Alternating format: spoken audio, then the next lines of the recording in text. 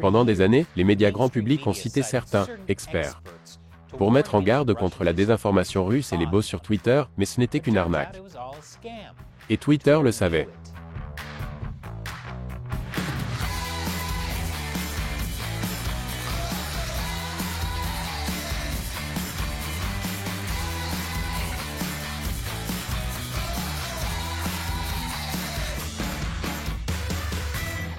Bienvenue à l'émission Amérique dévoilée, je suis Chris Chappell. Les bots russes. Vous vous souvenez en 2018 quand ils étaient partout dans les médias? L'appel à la publication du mémo a été énorme avec les plus fidèles partisans de Trump. Les bots russes des médias sociaux. Dans les heures qui ont suivi la fusillade de Parkland, ce sont des bots russes qui ont diffusé des points de discussion sur les droits des armes à feu, etc. Une grande partie de cette activité sur Twitter était directement liée à des comptes russes. Depuis des années, les médias grand public, les politiciens et les universitaires ne cessent de répéter que les bots et les trolls russes, soutenus par le Kremlin, ont inondé les États-Unis de désinformation. En gros, chaque fois qu'une personne en ligne dit quelque chose que les gens n'approuvent pas, elle est traitée de bot russe. Ce que je trouve blessant en tant que personne qui a souvent été accusée d'être un robot. Les bots russes ont été accusés de hashtags tels que Fire McMaster, Schumer Shutdown, Walk Away, Release the Memo, et des millions d'autres. Des bots ont été accusés d'avoir diffusé des messages en faveur des armes à feu après la fusillade de Parkland en 2018. Et la désinformation concernant les accusations d'agression du juge de la Cour suprême Brett Kavanaugh. Le but? Diviser et conquérir. Les bots russes ont même été accusés d'être à l'origine du hashtag « Poutine est un canon avec accord de rêve ». Ok, peut-être que celui-là était en fait des bots russes. Mais d'où proviennent les informations de tous ces articles? Principalement d'une source. Oui, une source. Le tableau de bord de Hamilton 68. Et si vous voyez un problème avec ça, alerte spoiler. Vous avez raison. Le tableau de bord Hamilton 68 est un outil en ligne qui a été créé en 2017.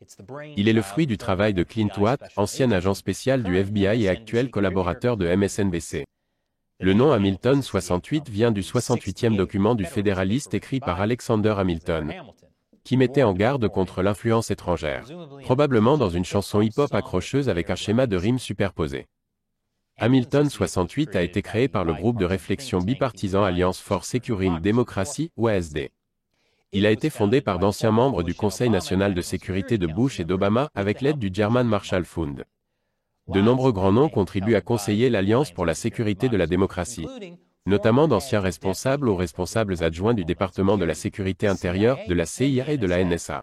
Donc, à première vue, Hamilton 68 semble crédible. Après tout, il y a beaucoup d'anciens membres du gouvernement dans ses rangs. Il semble si crédible que même des universitaires et des présentateurs d'universités le citent. Il y a un groupe appelé Hamilton 68.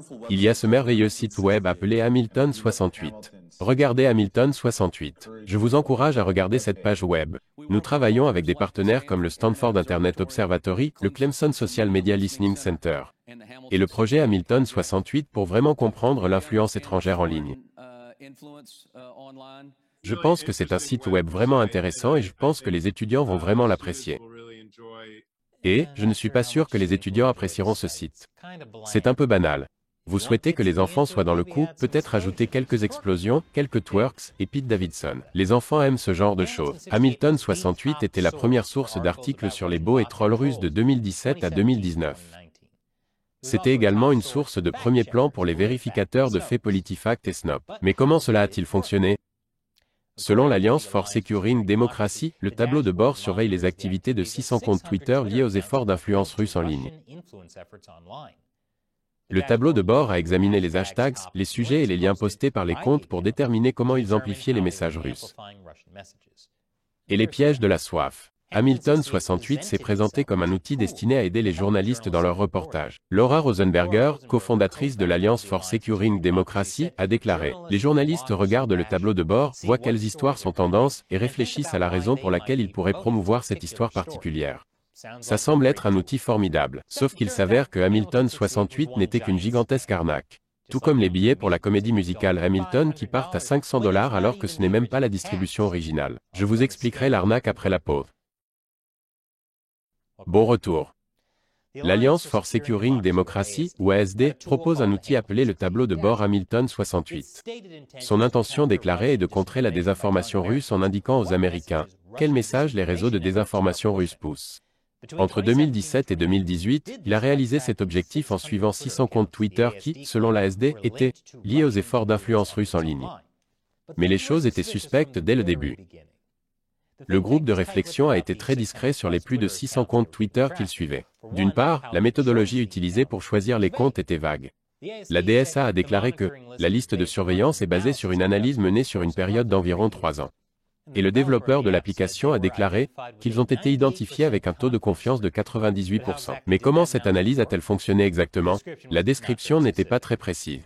En outre, la liste n'a jamais été rendue publique. Les deux cofondateurs ont déclaré qu'ils ne pouvaient pas révéler la liste, sinon, les Russes les feraient tout simplement fermer. Mais ne vous inquiétez pas, vous pouvez leur faire confiance. Je veux dire, depuis quand citer ses sources est une partie importante du journalisme? Et après, vous allez me dire que les boxeurs doivent se peser avant un combat? Ce mec a l'air d'un poids-plume, faites-lui confiance. La liste des 600 comptes qu'il suivait était secrète et a été établie avec des méthodes mystérieuses. Juste un peu étrange. C'est pourquoi, en 2017, Twitter a décidé de faire de l'ingénierie inverse sur la liste d'Hamilton 68 en analysant ses requêtes d'interface de programme d'application. Et c'est là qu'interviennent les Twitter Files numéro 15, publiés par le journaliste indépendant Matt Taibbi. Parce que lorsque l'équipe de Twitter a fait une rétro-ingénierie de la liste, ce qu'elle a découvert l'a choqué. Twitter a constaté que, sur 644 comptes, seuls 36 étaient enregistrés en Russie. Et beaucoup d'entre eux étaient associés aux médias d'État russes RT. Mais les comptes que Hamilton 68 prétendait être liés à l'influence russe étaient pour la plupart des anglophones légitimes. Principalement aux États-Unis, au Canada et en Grande-Bretagne. Donc, ils ont juste qualifié une bande d'Américains, de Canadiens et de Britanniques de robots. Ce qui est super offensant. Pour les Américains et les Britanniques, les comptes étaient généralement de droite, bien que des comptes de gauche aient été inclus et traités de robots également. Ce n'est pas très agréable, n'est-ce pas? Certaines des personnes figurant sur la liste étaient même célèbres sur Internet. Quelques exemples. Joe Loria, rédacteur en chef du site progressiste Consortium News. Dennis Michael Lynch, un podcasteur conservateur, un documentariste et une personnalité de l'information. Et @Holborn Lol, un satiriste britannique. Même Yoel Ross, alors responsable de la confiance et de la sécurité chez Twitter, a dit que c'était de la foutaise. Oui, ce Yoel Ross, celui qui a admis avoir censuré le scandale Hunter Biden. Il a qualifié la sélection des comptes de bizarre et apparemment très arbitraire.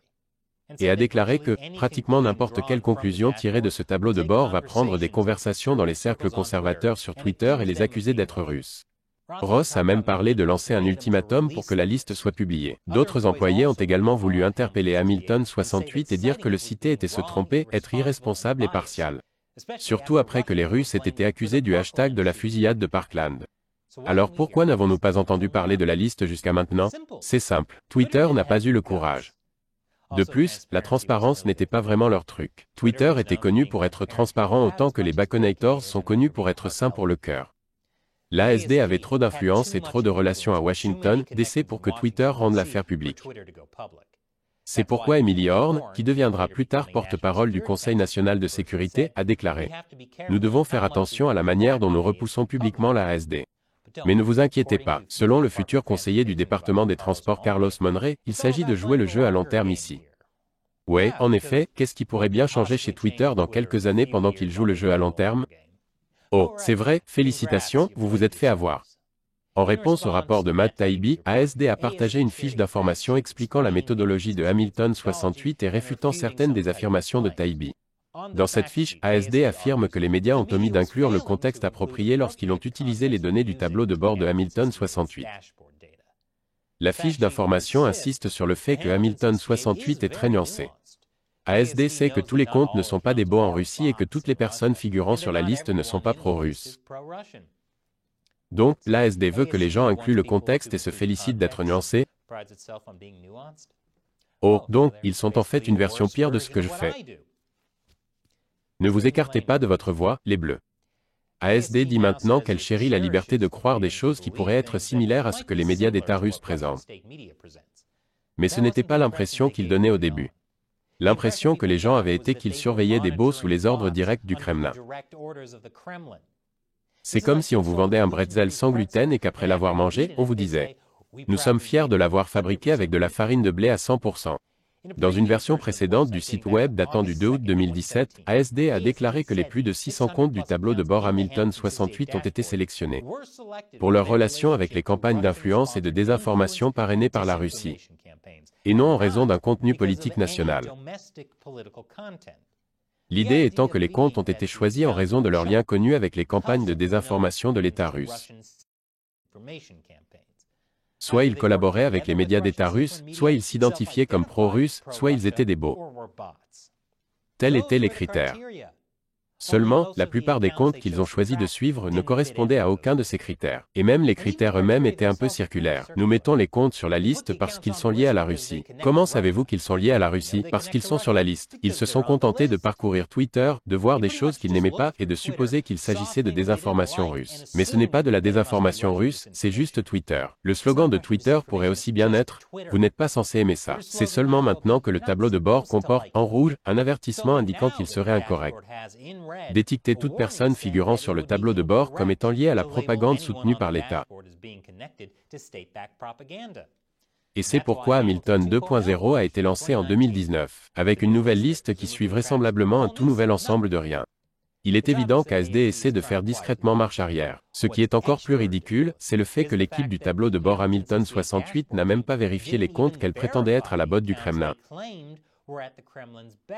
alors que l'outil prétendait être précis à 98%. J'aimerais être aussi confiant à propos de n'importe quoi comme l'était ASD à propos de quelque chose dont ils n'avaient aucune idée.